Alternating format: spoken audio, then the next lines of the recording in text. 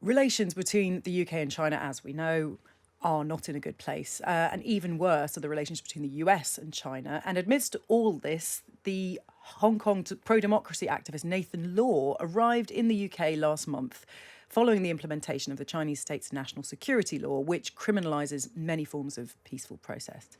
He first came to prominence in 2014 when, alongside his friends, Joshua Wong, he led the so-called umbrella movement protesting China's attempt to vet all candidates standing for election. And I'm pleased to say that Nathan Law joins us now. Good morning, Nathan.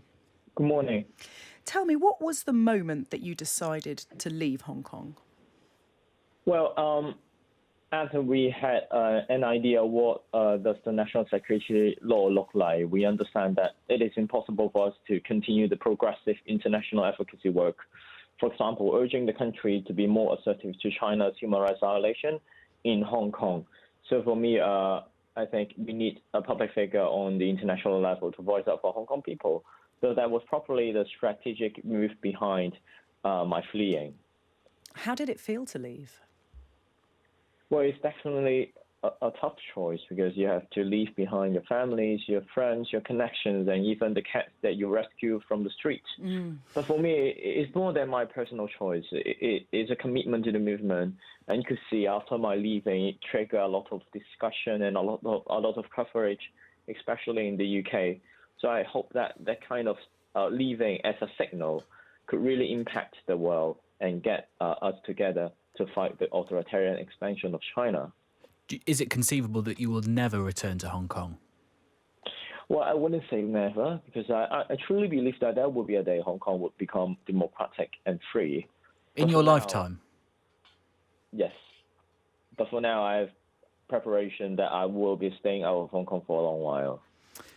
Do you worry about the family and friends you've left behind there?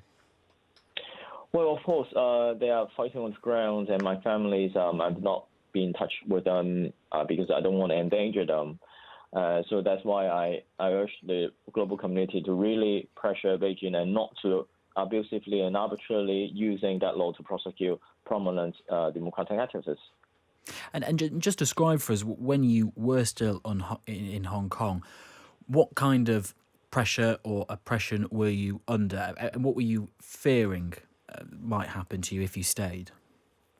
Well, if you look at the very first day of its implementation, 1st of July, the police arrested people under the law merely because they are in possession of the flags and stickers that have the slogan on.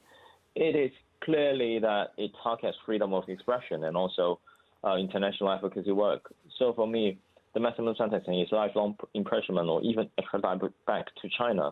And I think we need to have someone to really speak freely without this restriction.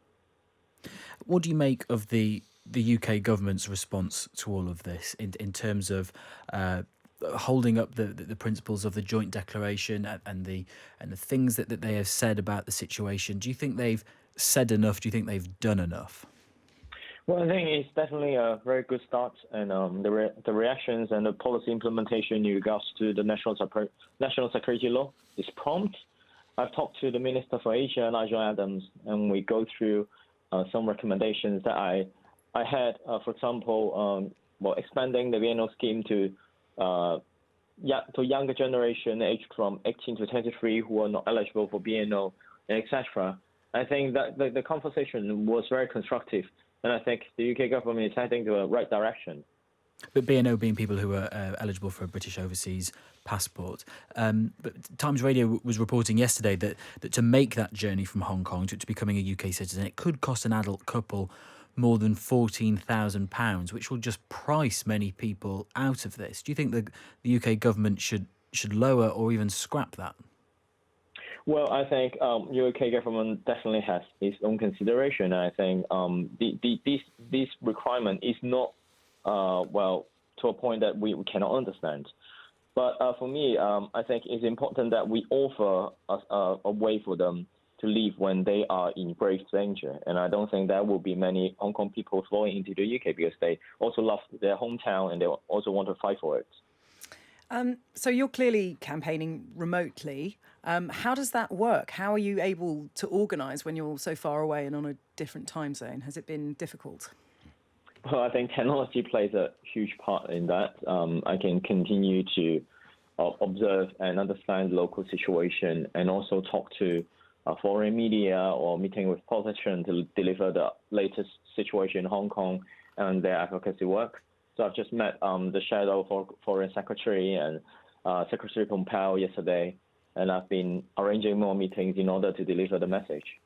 And of course, this new security law still applies to you, even though you're here in the UK. That's one of the controversial aspects of it. So do you worry about somehow having bad things happen to you, even though you're in London, you're in the UK?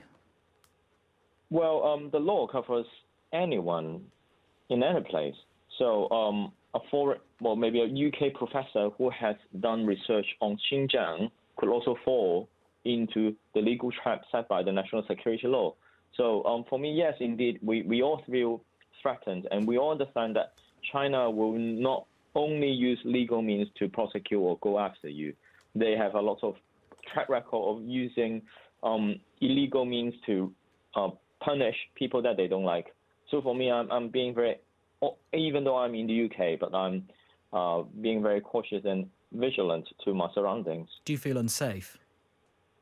Well, I won't say that I feel unsafe, but I will understand that how far-reaching China's reach could be, and how the dangers could be very imminent in a very short period of time. A lot of the protesters in Hong Kong are too young to have known what life is like outside of Chinese rule. Do you think that their expectations for a life outside of it are realistic? What are they grounded in? Well, I think a lot of Hong Kong people, even though they're young, they had the feeling of how freedom is being deprived. And they had a really strong feeling of that, because the situation of Hong Kong, to be honest, eroded in recent years in an extremely rapid pace. That actually, even though you are very young, you could taste that feeling of losing freedom. So I think, yes, indeed, well, it's hard to imagine life outside Hong Kong when you are like born locally and grow up locally. And I don't think that is only happens on younger generation. Even you're older, then it is also hard to imagine. So for me, the important thing is we offer them a way to live when they feel grave danger. And I think it means that it does not lead to like millions of people flowing out of Hong Kong. Nathan Law, thank you very much for joining us on Times Radio.